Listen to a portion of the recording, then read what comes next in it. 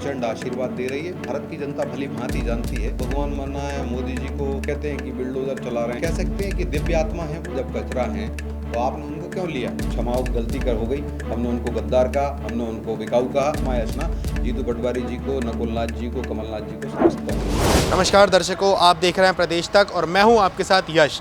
तो हम इस वक्त मौजूद है बंसल वन में और हमारे साथ इस वक्त मौजूद है भाजपा के प्रवक्ता सत्येंद्र जैन। तो आइए जानते हैं कि वे क्या बोलते हैं।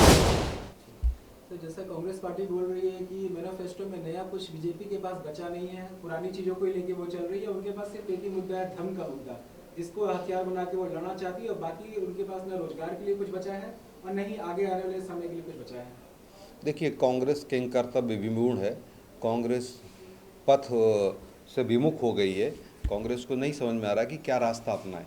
और कांग्रेस बताए कि जब प्रधानमंत्री मनमोहन सिंह जी थे तो क्या उन्होंने नहीं कहा था कि देश के संसाधनों पर पहला अधिकार मुस्लिमों का है, खास करके मुस्लिमों का है, ये कहा था। तो कौन धर्म की राजनीति करता है, देखिए आप। और जिस प्रकार से कांग्रेस के समय की बात करें, जब राम सेतु की बात हो रही थी, क्यों तोड़वाना चाह रहे थे राम सेतु? और राम सेतु को कहा कि ये मैन मेड स्ट्रक्चर नहीं है। किसने हलफनामा सुप्रीम कोर्ट में दायर किया था कि भगवान राम काल्पनिक हैं? भगवान हनुमान, सीता, भरत, लक्ष्मण, शत्रुघ्न, ये सबको फिक्शनल कैरेक्टर किसने बताया था? तो ये कांग्रेस वह है, सदैव कांग्रेस राजनीति करती है धर्म के आधार पर। और अगर पहले जाएंगे आप तो देखिएगा, हिंदू कोड बिल लेके आए। क्यों लेके आए हिंदू कोड बिल? हम तो कहते हैं यूसीसी की बात करते हैं, तब भी बात करते थे कि हम समान नागरिक संहिता हो। और आज भी हम कहते हैं कि देश के अंदर हर नागरिक के लिए समान नागरिक संहिता हो। आपने क्या किया? हिंदू कोड बिल लेके आए। आपने हिंदू कोड बिल से क्या, हिंदुओं को, जो हिंदू धर्म शैव पंथ शक्ति पंथ को मानने वाले हैं, जो जैन हैं, जो बौद्ध हैं और जो सिख हैं, उनको आपने कानूनों से बांध दिया। लेकिन आपने बाकी के, जैसे मुसलमान धर्म, मुसलमान लोगों के लिए उनको अपना अलग कानून का बोल दिया, ईसाइयों के लिए अलग कानून का बोल दिया, पारसियों के लिए अलग कानून का बोल दिया। तो बांटने वाला काम किसने प्रारंभ किया देश में? तो ये विचार करना होगा। ये भारत की जनता भली भांति जानती है और आने वाले इस चुनाव में ईवीएम के माध्यम से कांग्रेस को पुनः जवाब देने के लिए तैयार है। और अब 400, अब की बार 400 पार होगा। मध्य प्रदेश की 29 की 29 लोकसभा सीट पर यह भगवान रूपी जनता हमको प्रचंड आशीर्वाद दे रही है।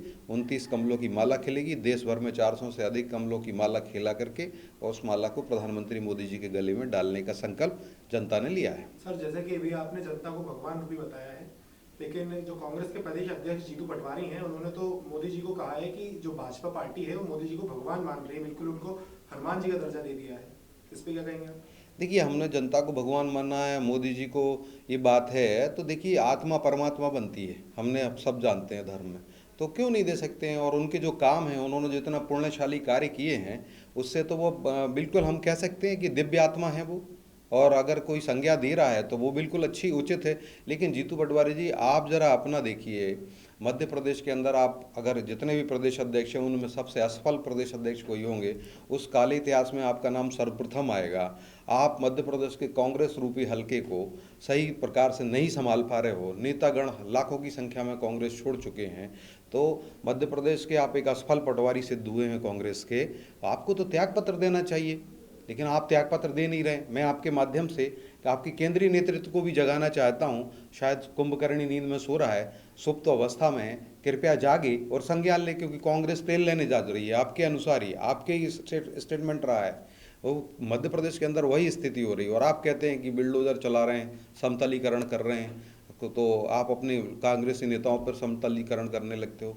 कभी कभी कहा कि नहीं, हम देखते हैं जो लोग हमारे फायदे के नहीं होते हैं उनको हम बाहर करने की प्रयास करते हैं, ऐसी स्थितियां निर्मित करते हैं। और जो लोग हमारे फायदे के होते हैं उनको हम पार्टी में रोकना चाहते हैं। एक प्रदेश अध्यक्ष का ये बयान है, बड़ा गंभीर विषय है। एक नेतृत्व करता हो आप मध्य प्रदेश के किसी भी राजनीतिक दल के, तो आप इस प्रकार से करोगे। जो आपके विचार नहीं मानता लेकिन वो कांग्रेस पार्टी का कार्यकर्ता है, आपके उससे सहमत नहीं, तो आप उसको कांग्रेस छोड़ने के लिए मजबूर कर देंगे? क्या आप उस पर अपना समतलीकरण वाला बुलडोजर चला देंगे? सर, एक आखिरी सवाल ये है मेरा कि जैसे पिछली बार 2019 में पूर्ण बहुमत के साथ हमारी आई थी बीजेपी आपकी, इस बार सर वो चुनाव में उतना उत्साह नहीं देखने को मिल रहा है। पिछली बार से इस बार 102 जो सीटों पे चुनाव हुए, इसमें पहले की तुलना में उतना उत्साह मतलब उम्मीदवारों में नहीं, उसमें नहीं दिखा। मतदाताओं में? देखिए, मतदाताओं की बात है और निस्संदेह हम तो प्रयास करते हैं और भारतीय जनता पार्टी ने लोकतंत्र में पूर्णमेव आस्था है और हम चुनावों को अश्वमेध यज्ञ या महाकुंभ क्या भांति मानते हैं। हमने सदैव ही प्रयास किया है। हमारे एक एक नेता, प्रधानमंत्री जी से लेकर के हमारे प्रदेश अध्यक्ष जी और समस्त नेतागण भी अपनी आहुति डाल रहे हैं। मध्य प्रदेश में आपने देखा होगा। तो हम तो ये जनता, भगवान रूपी जनता से, मतदाताओं से यही अपील करते हैं कि आपके एक वोट की ताकत के कारण ही हम आज आपको अगले 5 साल तक जो है निःशुल्क राशन देने की बात करी। कोई भी भूखा नहीं सोएगा। आपके एक वोट के कारण ही हमने करोड़ों आयुष्मान, हमारे मध्य प्रदेश में ही 5 करोड़ से ज़्यादा लोग आयुष्मान योजना के लाभार्थी उसमें पात्रता में हैं। और इसी प्रकार से आपके एक वोट के कारण ही हम जो है इतने समर्थ हुए कि हमने दुश्मन, हमारे जो पड़ोसी देश हैं वहाँ जाकर के आतंकवादियों का सफाया किया, सर्जिकल स्ट्राइक की, एयर स्ट्राइक की। आपके एक वोट के कारण ही आज भारत जो है विश्व में सबसे पहले 5 सबसे विखंडित होने वाली खराब अर्थव्यवस्था में गिना जाता था। आज टॉप 5 अर्थव्यवस्थाओं में भारत है। कुछ समय में तीसरी अर्थव्यवस्था होगा। तो ये भारत के भगवान रूपी जनता जो है उसके एक वोट के कारण ही हुआ है।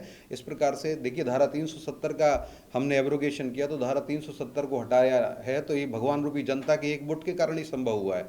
और जिस प्रकार मोदी जी जो है second iron man of India की भांति उन्होंने काम किया और पहली बार 2019 में पूरे भारत में कश्मीर से लेकर कन्याकुमारी तक एक देश, एक विधान, एक संविधान और एक निशान, बाबा साहब के संविधान का पूर्ण रूप से अंगीकार किया गया है। तो वह जम्मू कश्मीर में जब धारा 370 हटी तब। लेकिन विपक्ष तो आप पे बिल्कुल आरोप लगा रहे हैं कि नहीं, ये कांग्रेस संविधान विरोधी है, ये 400 पार आने के बाद संविधान को बिल्कुल बदल देंगे और खत्म कर देंगे। देखिए, संविधान में संशोधन होते रहते हैं और 100 से अधिक संशोधन हो चुके हैं। लेकिन आप देखिए, विचार करिए कि कौन सी पार्टी थी जिसने संविधान को बदला या संविधान को तोड़ने का काम किया, भंजन। इमरजेंसी लगाने वाले कौन है? कांग्रेस है। इमरजेंसी के समय लोकसभा का कार्यकाल बढ़ाने वाले कौन है? लोकसभा का कार्यकाल सभी को पता है, सांसदों का 5 साल का होता है। क्यों बढ़ा दिया गया था? कांग्रेस बताए। और जिस प्रकार से सुप्रीम कोर्ट ने कहा 3 तलाक कि 3 तलाक को इनवैलिड करिए, तो राजीव गांधी जी की सरकार ने संसद में कानून बना के उसको वैलिड कर दिया, जबकि कोर्ट कह रहा था वो। इसी प्रकार से आप देखिए, 10 साल की यूपीए की सरकार चली और क्या किया गया? संशोधन किया गया ना, और एनएसी बना दी, राष्ट्रीय सुरक्षा परिषद बना दी, नेशनल एडवाइजरी, राष्ट्रीय सलाहकार परिषद बना दी, national advisory council.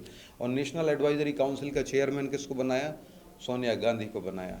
Sonia Gandhi ji को बनाया और उनको प्रधानमंत्री से ऊपर का दर्जा दिया गया। तो ये संविधान में किसने छेड़छाड़ की? संविधान को बदलने का काम कांग्रेस ने किया। कांग्रेस को माफ़ी मांगनी चाहिए। हम संविधान की पूजा करते हैं। आपने देखा होगा, मोदी जी जब गए जीत करके तो संसद के में सिर रखा, नमन किया, और उसके साथ साथ संविधान को भी उन्होंने नमन किया है। और संविधान को पूजने वाले लोग हैं हम। संविधान के भंजन करने वाले तो जो हैं कांग्रेस है। सर, जैसा कि अभी आपने बताया कि कई लाखों की तादाद में जो नेता है वो कांग्रेस से भाजपा में आए हैं, लेकिन बीजेपी में आकर विक्रम आके जैसे कई नेता हैं जो वापस गए भी हैं कांग्रेस में, और कांग्रेस वालों ने उनको वापस स्वीकार किया। जबकि पहले जब नेतागण अपनी पार्टी बदल कर रहे थे तो उन लोग का कहना था कि जो हमारा जो कचरा है वो भाजपा रूपी डस्टबिन में जा रहा है। हाँ, तो अब देखिए, वही बात है कि कांग्रेस अब एक सब जब कहती है कि देखिए, दो बातें यहाँ से आती हैं कि एक तो आती है कि वो कहते हैं कचरा है और गद्दार हैं। तो जब कचरे को फिर आपने क्यों ले लिया? पहली बात, विक्रम आहा के जब कचरा हैं तो आपने उनको क्यों लिया? तो आप समस्त कांग्रेस को क्षमा याचना करनी चाहिए। जीतू पटवारी जी को क्षमा याचना करना चाहिए। मध्य प्रदेश के प्रदेश अध्यक्ष हैं वो। कमलनाथ जी को करना चाहिए, नकुलनाथ जी को करना चाहिए। और नकुलनाथ जी ने तो उनको गद्दार कहा था और पूरी जनजातीय अस्मिता के ऊपर आघात किया था। तो समय तत्काल ही एक वीडियो जारी करना चाहिए था। और आज भी मैं आपके चैनल के माध्यम से कहूँगा कि कमलनाथ जी और नकुलनाथ जी, आप अगर सुसुप्त नहीं हैं तो आप जागरूक होइए और एक वीडियो जारी करिए कि आपने जो विक्रम आके को गद्दार कहा था, बिका हुआ कहा था, तो आपने पूरी जनजाति वर्ग के ऊपर आघात किया था, तो आप पूरी जनजाति वर्ग से क्षमा मांगिए, एक वीडियो रिलीज करिए। जीतू पटवारी जी भी कर सकते हैं और विक्रम आके के नाम पर क्षमा मांगे और साथ ही साथ कहें कि हमने उनसे क्षमाओं की गलती हो गई, हमने उनको गद्दार कहा, हमने उनको बिकाऊ कहा, हम क्षमा मांगते हैं, हमने पूरी जनजाति वर्ग को गद्दार और बिकाऊ कहा, क्षमा मांगते हैं। इस प्रकार की क्षमा याचना जीतू पटवारी जी को, नकुलनाथ जी को, कमलनाथ जी को, समस्त कांग्रेस को करनी चाहिए। लेकिन सर, वो आकर 7 दिन में वापस लौट जाने का उनका कारण क्या था भाजपा जैसी पार्टी से आकर?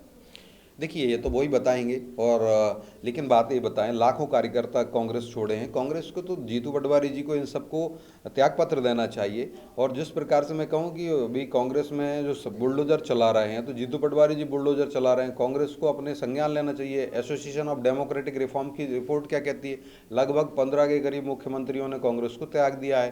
तो क्यों कांग्रेस ने, पूर्व मुख्यमंत्री जो हैं उन्होंने त्यागा है, और इस प्रकार से सैकड़ों सांसद चले गए हैं, सैकड़ों विधायक चले गए हैं, हजारों की संख्या में बड़े पदाधिकारी गण गए हुए हैं पूरे देश भर में। तो कांग्रेस के अंदर ये रीथिंक करने वाली बात आना चाहिए। तो कांग्रेस इस पे काम नहीं कर रही है, आगे भी इनका जो है क्षणभंगुरता की ओर प्राप्त होगी इच्छा। तो जैसा कि देखा आपने, ये थे सत्येंद्र जैन, भाजपा के प्रवक्ता, जिन्होंने बताया कि जो भाजपा का जो मैनिफेस्टो है उसमें कई ज़्यादा बदलाव आया है। जो धर्म के रूप से, धर्म के आधार पर जो सबको आरक्षण मिलते हैं वो भाजपा नहीं कांग्रेस करती है। कैमरामैन ललित के साथ मैं यश पाठक, प्रदेश तक।